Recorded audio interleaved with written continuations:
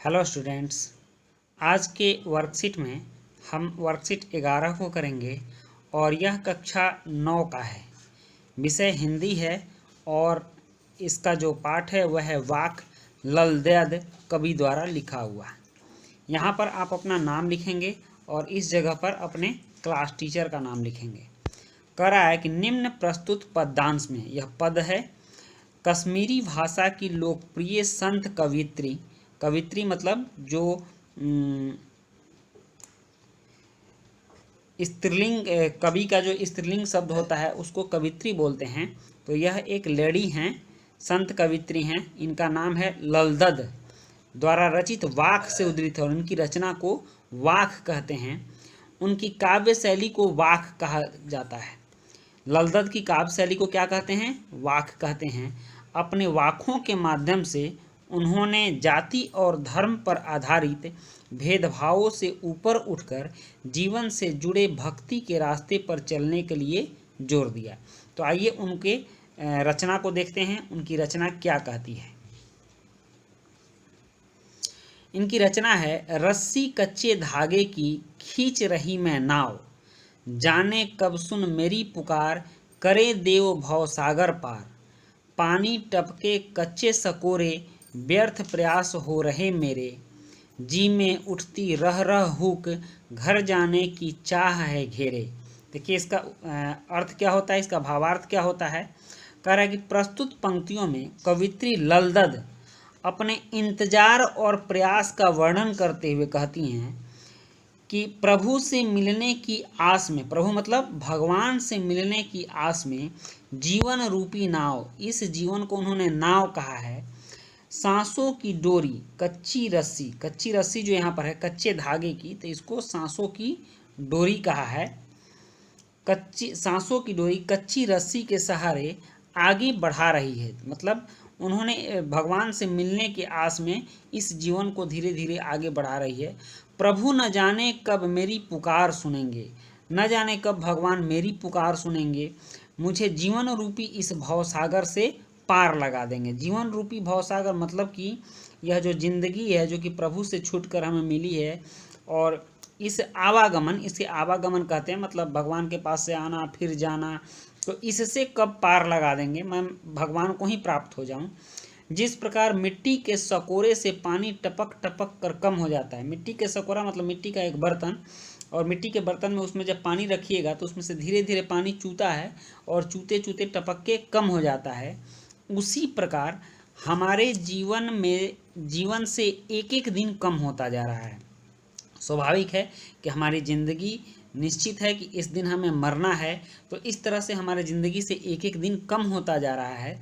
ऐसे में मेरे जीवन से रह के मतलब मेरे जीवन से रह के हुक उठती है। हुक मतलब वेदना, दर्द उठता है कि कब मेरी आत्मा संसार रूपी बैतरणी को, मेरी आत्मा संसार रूपी बैतरणी, बैतरणी एक नदी है जिसे कहा जाता है कि यह काफ़ी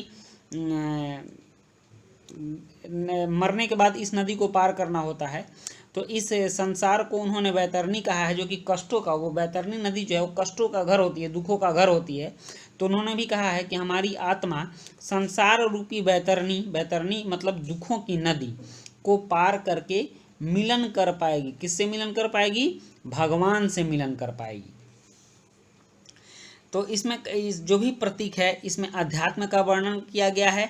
अध्यात्म मतलब जो अपने आप का अध्ययन करता है, आत्मा का अध्ययन करता है, तो उस विषय पर आधारित आपकी ये रचना है। दूसरा है, कह रही हैं वो, खा खा कर कुछ पाएगा नहीं, न खाकर बनेगा अहंकारी, समखा तभी होगा संभावी, खुलेगी सांकल बंद द्वार की।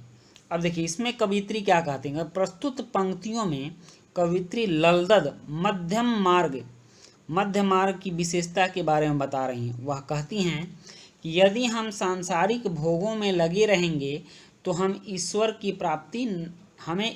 प्राप्ति नहीं हो सकती है।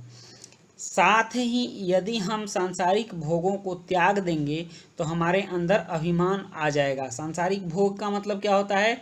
संसार की वस्तुओं का लालच करना, मतलब अभी घर चाहिए, फिर पैसा ज़्यादा चाहिए, फिर कार चाहिए, गाड़ी चाहिए, ये ज़मीन चाहिए, वो पैसा चाहिए, तो इसी को सांसारिक भोग कहते हैं। तो कह रहा है कि अगर हम इसमें लगे रहेंगे तो ईश्वर की प्राप्ति नहीं हो सकती है। और साथ ही यदि हम सांसारिक भोगों को त्याग देंगे तो हमारे अंदर अभिमान आ जाएगा, अहंकार आ जाएगा कि हम बहुत बड़े सन्यासी हैं, बहुत साधु महात्मा हैं, हमने संसार का त्याग कर दिया है। तो इस तरह से जब मन में अभिमान अहंकार आ जाएगा तब भी ईश्वर की प्राप्ति नहीं हो पाएगी। ऐसे में हमें ईश्वर की प्राप्ति के इन दोनों मार्गों का त्याग कर देना चाहिए।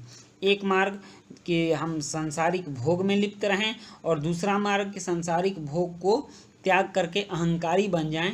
इन दोनों से बचना चाहिए। इसीलिए कवित्री हमें कहती हैं कि हमें बीच का मार्ग अपनाने की सलाह देती हैं। कवित्री कहती हैं कि बीच का मार्ग अपनाइए, जिससे हमारे मन में उदारता का भाव उत्पन्न होगा। हम संसार में रहेंगे लेकिन संसार के प्रति हमारी बहुत लगाव नहीं होनी चाहिए। हमारे अंदर के स्वार्थ, अहंकार आदि भावों का समापन होगा, तभी हमारे मन में समानता का भाव उत्पन्न होगा और ईश्वर की प्राप्ति के लिए हमारे मन के द्वार खुल जाएंगे। अब इसके प्रश्न भी हैं।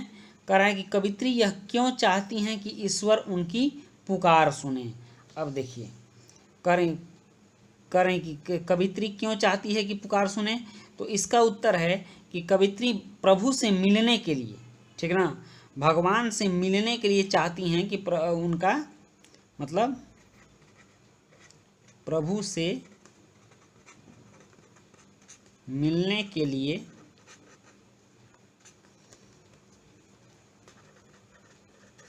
चाहती हैं कि उनका पुकार सुने। ठीक। और उनके जीवन की नाव को पार लगाने के लिए, यहाँ का देख, प्रभु से मिलने की आस में जीवन की नाव को पार लगाने के लिए प्रभु, यहाँ से इसका उत्तर स्पष्ट यहाँ होगा, प्रभु न जाने कब मेरी पुकार सुनेंगे और मुझे जीवन रूपी भवसागर से पार लगा देंगे। अगर यहाँ से यहाँ भी आप लिख देते हैं तो ये काफ़ी अच्छा उत्तर होगा। और दूसरा प्रश्न है, आपको इस पद्यांश में से कौन सी दो पंक्तियाँ सबसे अच्छी लगी, उन्हें लिखिए और उनका भाव अपने शब्दों में लिखिए। तो सबसे अच्छा पंक्ति मुझे यही लगा कि खा खा कर कुछ पाएगा नहीं। पहली ये पंक्ति, खा खा कर कुछ पाएगा नहीं, न खाकर बनेगा अहंकारी। मतलब कि यहाँ से आप लिख दीजिए कि यदि हम सांसारिक भोगों में लगे रहेंगे तो हमें ईश्वर की प्राप्ति नहीं हो सकती है। और साथ ही यदि हम सारे सांसारिक भोगों का त्याग कर देंगे तो हमारे अंदर अभिमान आ जाएगा। ऐसे में हमें ईश्वर प्राप्ति के इन दोनों मार्गों का त्याग कर देना चाहिए। तो यहाँ से इसका यहाँ तक, यहाँ से और फिर यहाँ तक इसका उत्तर हम लिख देंगे। और तीसरा प्रश्न है, ललदद बीच का मार्ग अपनाने की सलाह क्यों देती हैं। तो इसका उत्तर भी यही होगा कि हमें इन दोनों मार्गों का त्याग कर देना चाहिए क्योंकि फिर यहाँ से इसको लिखेंगे, हम सांसारिक भोग में लगे रहेंगे तो हमें ईश्वर की प्राप्ति नहीं हो सकती है।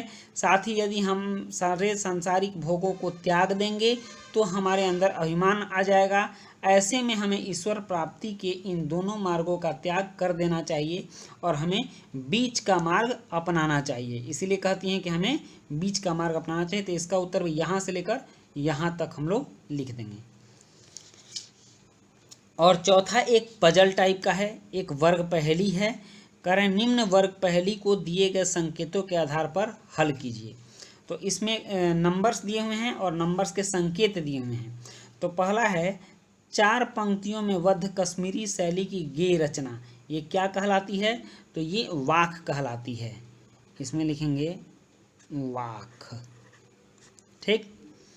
और दूसरा है, रस्सी कच्चे धागे की, रस्सी को क्या कहा गया है। तो रस्सी को जीव कहा गया है, रस्सी को जीव कहा गया है। इसमें देखिए, एक है बाएं से दाएं, जिसको कि ये 1 2 3 4 को बाएं से दाएं, मतलब इधर से ऐसे लिखना है।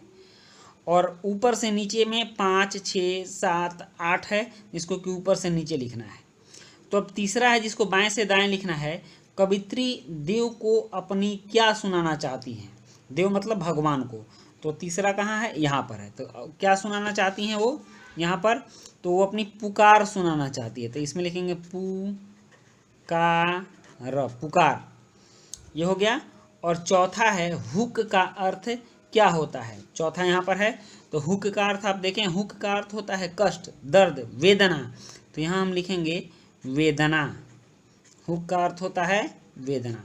ये तो बाएं से दाएं वाला हो गया। अब ऊपर से नीचे वाला, समानता की भावना। तो समानता पांचवा है, समानता की भावना पांचवा है। यहाँ से ऐसे लिखना है। तो समानता की भावना को क्या कहते हैं, बराबर। तो यहाँ वह है, यहाँ लिखेंगे रा व र, बराबर हो गया। और उसके बाद छठा है द्वार का पर्यायवाची शब्द क्या होता है। छठा, तो द्वार का पर्यायवाची क्या होता है, दरवाजा। तो इसको हम लोग लिखेंगे यहाँ, देखिए छठा में लिखेंगे दरवाजा,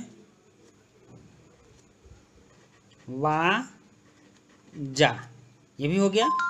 ये इसमें मिल गया और ये इसमें मिल गया, र इसका काम में आ गया। अब सातवां क्या कह रहा है, भोगों को त्यागने पर हम क्या बन सकते हैं। तो अहंकारी। क्या बन सकते हैं, अहंकारी। अहंकारी, भोगों को त्यागने पर हम क्या बन सकते हैं, अहंकारी। और आठवां कह रहा है इन पद्यांश की रचयिता का क्या नाम है। तो इसका नाम है ललद्यद। इस तरह से आपके ये सारे पहेली हल हो गए, ये वर्ग पहेली। और आपका ये कंप्लीट हो गया, कार्यपत्रक 11 भी कंप्लीट हो गया।